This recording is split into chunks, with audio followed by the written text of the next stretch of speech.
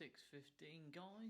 We got to crack on now. We've really got to smash out these shells before tomorrow, because if we don't get them done... So I tend to use the seeding method of tempering for now, and here we've just got some white chocolate, and we've melted 3/4 of it down, and now we've added 1/4 of seed, and you stir that until it's all melted and below 34 degrees, to which now you put it in your shells. Now for white chocolate colours, because the colours are so, what am I trying to say? For white chocolate shells, I like to pipe it in, because I don't want the colours to mix into the chocolates as little as possible, basically. And if you don't pipe it in and you just pour it in, then you have to spread it about, and then the colours start mixing with the chocolate. And you don't want blue-white chocolate, do you?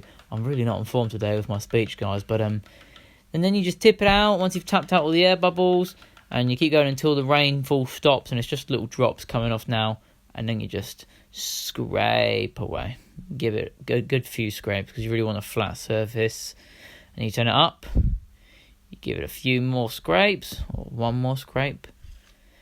You're going to clean the side of the mould as well. You're going to tap it slightly, just so the lip comes down a little bit and the shells are evened out.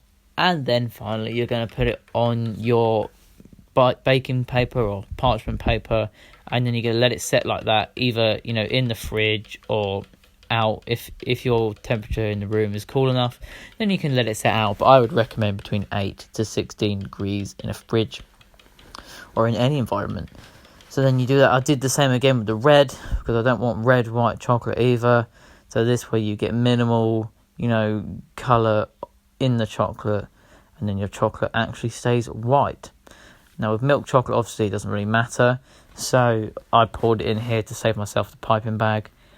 And then you pour in your big mound and you slowly shovel it into your moulds with your scraper, like so. And you make sure that each mould is as full as possible.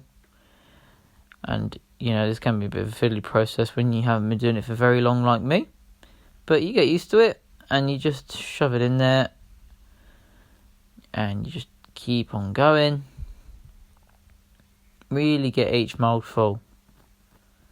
Each cavity needs to be full to the brim of chocolate. Clean your scraper.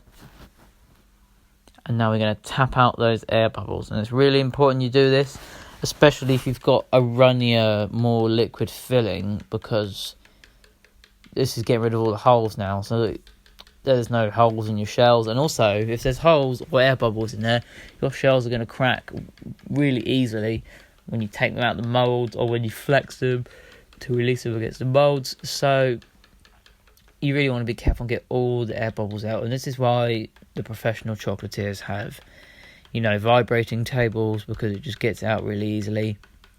But tapping works as well, as long as you tap it hard and you tap it for long enough. So now that I've done that, you'll see all the bubbles rising to the surface. And now you're just going to start tapping out the chocolate. And this milk chocolate isn't as fluid as the white chocolate I was using. But you're just going to keep tapping and tapping and tapping until you see these tendrils here. They'll stop soon and they'll become quite short, almost like drops. And that's when you know that the shell is quite thin and you want to stop. Nearly there. And as you can see, it's stopped now. You've got small tendrils, and you're just going to scrape it away. Scrape it away a couple of times. If you're not happy with it, like I was just then, you carry on going.